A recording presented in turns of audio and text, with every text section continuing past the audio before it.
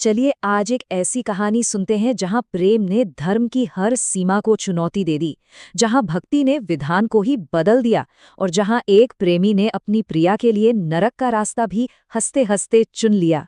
जी हाँ, ये कहानी है राधे कृष्ण के अमर प्रेम की। तो कहानी की शुरुआत होती है वृंदावन की उस खूबसूरत धरती से जहां हर तरफ बस प्रेम और आनंद ही था। पर बहुत जल्द इस दिव्य लीला पर एक बहुत बड़ा संकट आने वाला था। जरा वो नज़ारा सोचिए, यमुना का किनारा है, कृष्ण की बांसुरी से वो धुन निकल रही है जो पूरी कायनात को मोह लेती है, और उन्हीं धुनों पर थिरक रही हैं राधा रानी। उनका हर कदम जैसे ब्रह्मांड का एक उत्सव हो, मतलब प्रेम और पूर्णता का वो एक जीता जागता स्वरूप था। लेकिन फिर अचानक से सब कुछ थम गया। वो खुशी का नृत्य रुक गया, वो हंसी दर्द में बदल गई।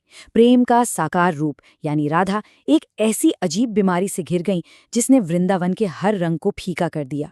हालत कितने गंभीर थे, इसका अंदाजा लगाइए।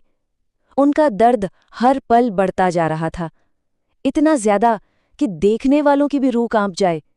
उस युग के सबसे बड़े बड़े वैद्य और हकीम बुलाए गए, लेकिन सब ने हाथ खड़े कर दिए। कोई जड़ी बूटी, कोई मंत्र, कोई दवा, कुछ भी काम नहीं कर रहा था। पूरे वृंदावन पर एक गहरी निराशा छा गई। और जब इंसान की सारी कोशिशें नाकाम हो गईं, तब उस दर्द का एक ऐसा इलाज सामने आया जो किसी की भी सोच और समझ से बिल्कुल परे था। एक ऐसा समाधान जो लगभग नामुमकिन था। जब कृष्ण ने बड़ी चिंता से पूछा, तो राधा ने बहुत ही धीमी आवाज में अपनी तकलीफ का राज खोला। उन्होंने कहा कि उनका ये दर्द सिर्फ और सिर्फ एक ही चीज से ठीक हो सकता है, किसी ऐसे इंसान के चरणों का पवित्र जल जिसके दिल में उनके लिए बिल्कुल सच्चा और निस्वार्थ प्रेम हो। अब ये सुनते ही कान्हा के चेहरे पर एक हल्की सी मुस्कान आ गई। उन्हें लगा, अरे हल तो मिल गया। आखिर इस पूरे ब्रह्मांड में उनसे बढ़कर राधा से निस्वार्थ प्रेम करने वाला और कौन हो सकता है? ये तो बस एक पल का काम है।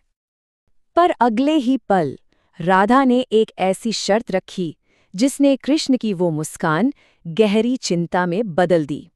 उन्होंने कहा, पर कान्हा, ये चरणामृत आपको खुद अपने पांव धोकर मुझे पिलाना होगा।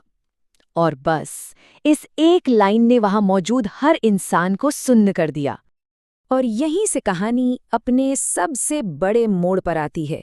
एक तरफ थे धर्म के वो नियम जिन्हें तोड़ा नहीं जा सकता था, और दूसरी तरफ था कृष्ण का वो प्रेम जिसकी कोई सीमा नहीं थी।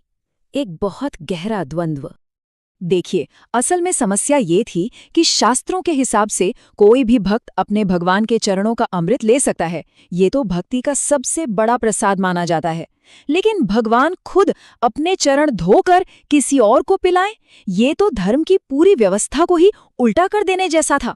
इसे एक बहुत बड़ा पाप, एक घोर अनाचार माना जाता था। और इस महापाप की सजा भी कोई मामूली नहीं थी। धर्म ग्रंथों में साफ साफ लिखा था, अनंत काल के लिए नरक की आग में जलना।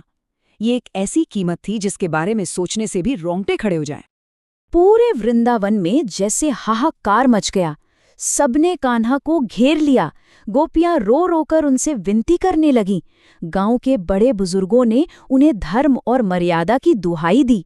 हर कोई उन्हें समझा रहा था, कान्हा, ये अनर्थ मत करो, अपने ही हाथों से खुद को नरक की आग में मत धकेलो। लेकिन प्रेम के आगे धर्म, समाज और नरक का डर, ये सब बहुत छोटे पड़ गए।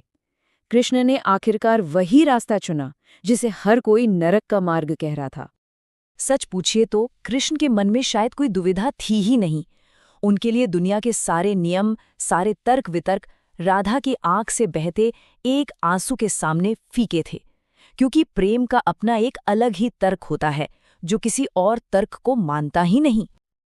और फिर उन्होंने वही किया जो उनका प्रेम उनसे कह रहा था। बिना एक पल भी सोचे, बिना किसी डर के, उन्होंने पानी का एक बर्तन उठाया, बिल्कुल शांत भाव से अपने चरण धोए और वो चरणामृत बहुत ही प्यार और कोमलता से राधा को दे दिया। और बस चमत्कार हो गया। जैसे ही उस जल की एक बूंद राधा के होठों से लगी, उनका सालों का दर्द एक पल में गायब हो गया। उनके चेहरे पर वही पुरानी चमक लौट आई और वो पूरी तरह से ठीक होकर उठ बैठी। राधा तो ठीक हो गईं, लेकिन कृष्ण के इस एक काम ने एक नए दर्शन को जन्म दे दिया। इसने धर्म की परिभाषा को ही हमेशा हमेशा के लिए बदल कर रख दिया। अब वृंदावन के लोग हैरान भी थे और परेशान भी। उन्होंने कृष्ण से पूछा, हे कृष्ण, आप तो सब कुछ जानते हैं, आपको पता था कि इस पाप का फल हमेशा के लिए नरक है, फिर आपने ये जानते बूझते हुए क्यों किया? तब कृष्ण ने मुस्कुराते हुए जो जवाब दिया, वही इस पूरी कहानी का, इस पूरे प्रेम का सार है। उन्होंने कहा, मेरी राधा के एक पल के आराम के लिए मुझे करोड़ों नर्क भी मंजूर हैं। मेरे लिए किसी भी शास्त्र, किसी भी नियम से बड़ा धर्म मेरा प्रेम है। प्रेम ही मेरा सबसे बड़ा धर्म है। उन्होंने ये बात साफ कर दी कि प्रेम सिर्फ एक एहसास नहीं है, बल्कि वो खुद में ही एक धर्म है।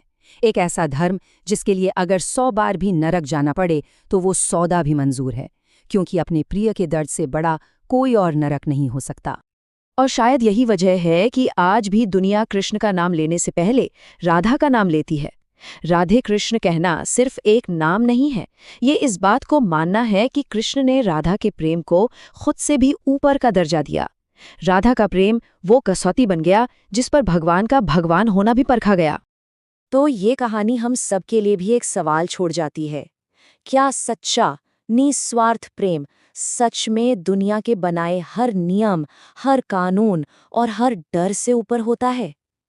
शायद इसका जवाब हम सबको अपने अंदर ही खोजना होगा।